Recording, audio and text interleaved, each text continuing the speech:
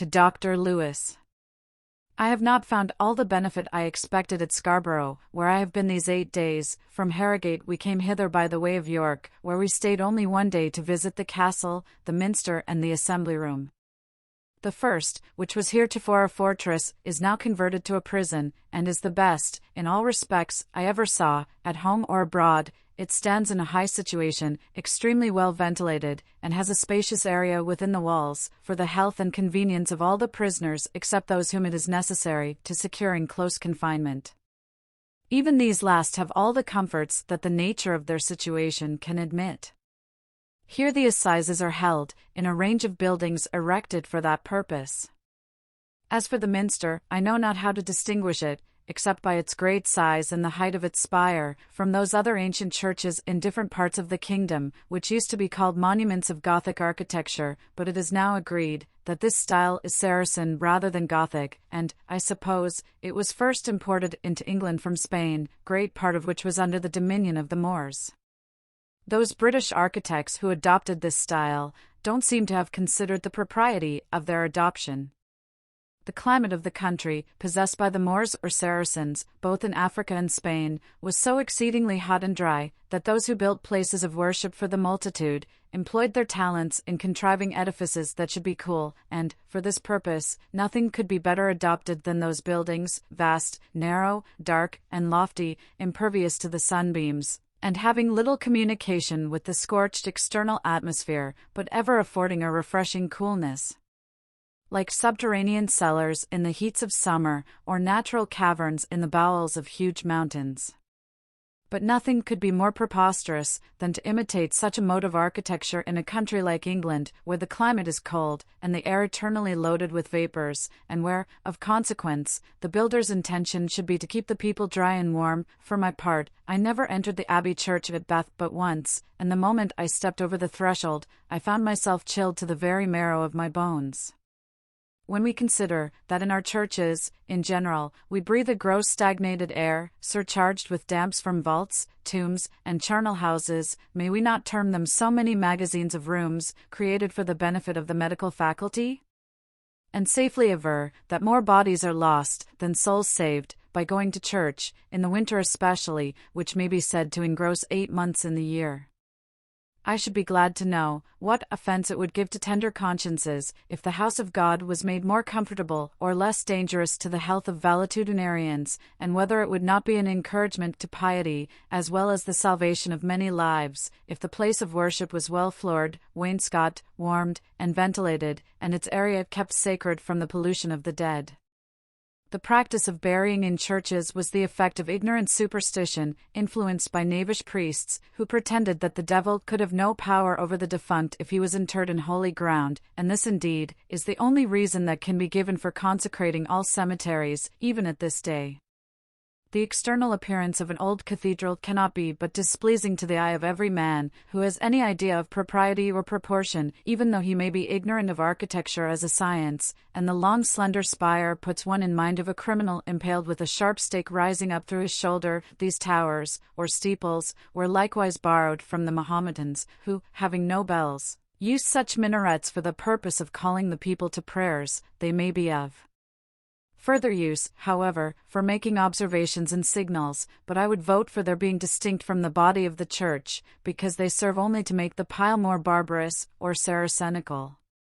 There is nothing of this Arabic architecture in the assembly room, which seems to me to have been built upon a design of Palladio, and might be converted into an elegant place of worship, but it is indifferently contrived for that sort of idolatry which is performed in it at present. The grandeur of the fane gives a diminutive effect to the little painted divinities that are adorned in it, and the company, on a ball night, must look like an assembly of fantastic fairies, revelling by moonlight among the columns of a Grecian temple. Scarborough seems to be falling off, in point of reputation.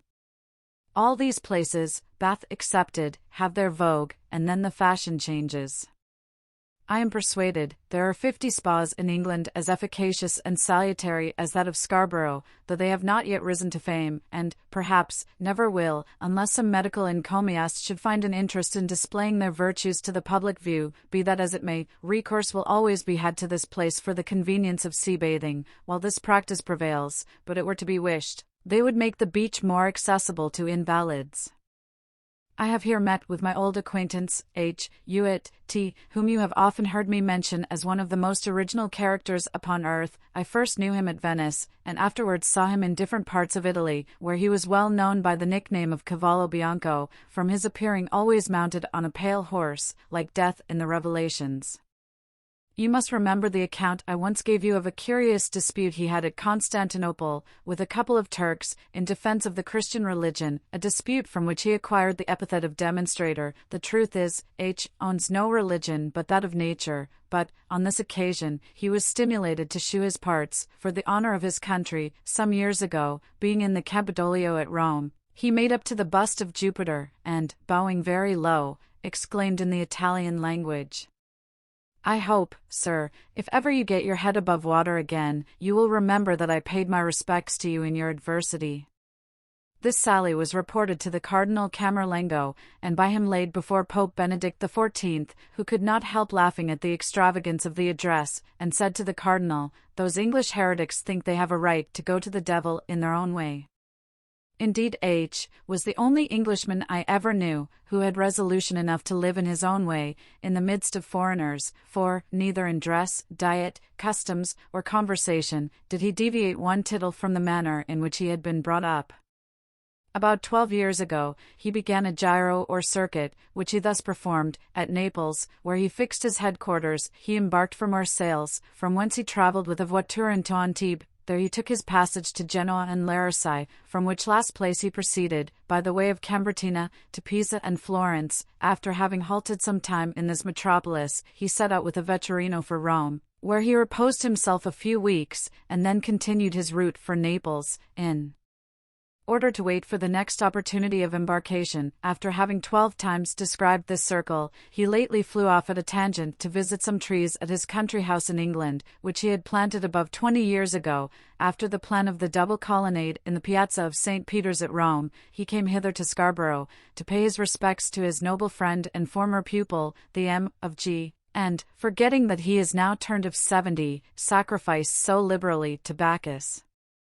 That next day he was seized with a fit of the apoplexy, which has a little impaired his memory, but he retains all the oddity of his character in perfection, and is going back to Italy by the way of Geneva, that he may have a conference with his friend Voltaire, about giving the last blow to the Christian superstition. He intends to take shipping here for Holland or Hamburg, for it is a matter of great indifference to him at what part of the continent he first lands.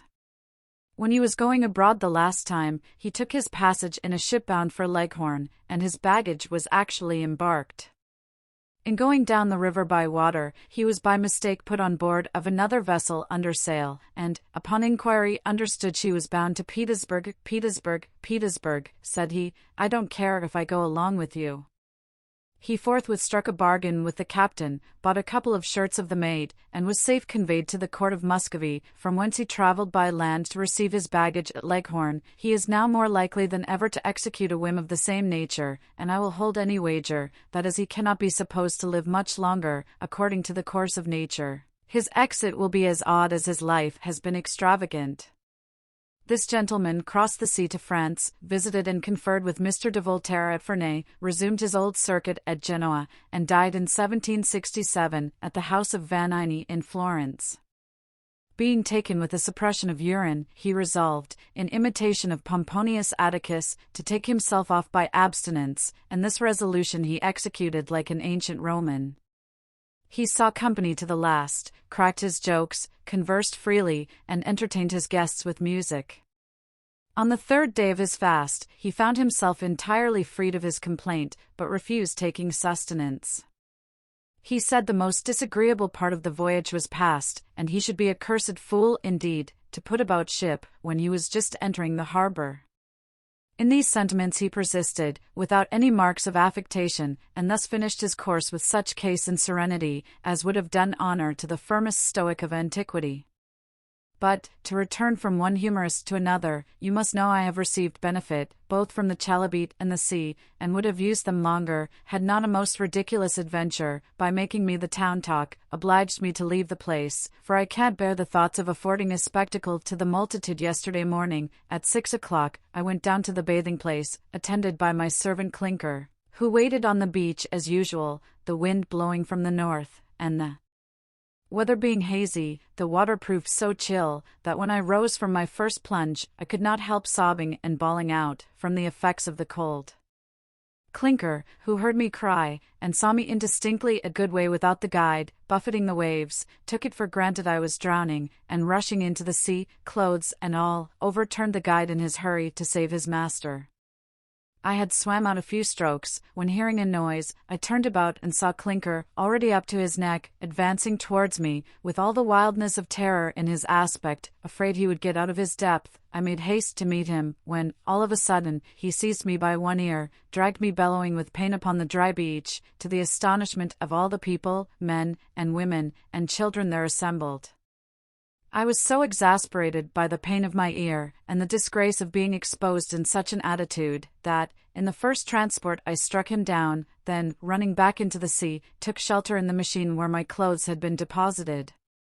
I soon recollected myself so far as to do justice to the poor fellow, who, in great simplicity of heart, had acted from motives of fidelity and affection. Opening the door of the machine, which was immediately drawn on shore, I saw him standing by the wheel, dropping like a waterwork, and trembling from head to foot, partly from cold, and partly from the dread of having offended his master. I made my acknowledgments for the blow he had received, assured him I was not angry, and insisted upon his going home immediately, to shift his clothes, a command which he could hardly find in his heart to execute, so well disposed was he to furnish the mob with further entertainment at my expense.